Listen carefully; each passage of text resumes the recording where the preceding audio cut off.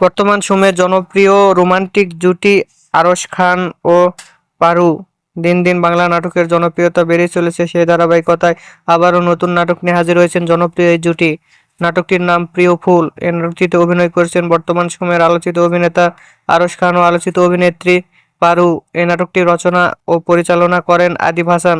নাটকটি খুব শীঘ্রই ইউটিউব চ্যানেলে প্রকাশিত হবে। আপনারা দেখতে চাইলে অবশ্যই জি সিরিজের ইউটিউব চ্যানেলে চোখ রাখুন এবং নিয়মিত নতুন নতুন নাটকের আপডেট পেতে হলে চ্যানেলটিকে সাবস্ক্রাইব করে রাখুন।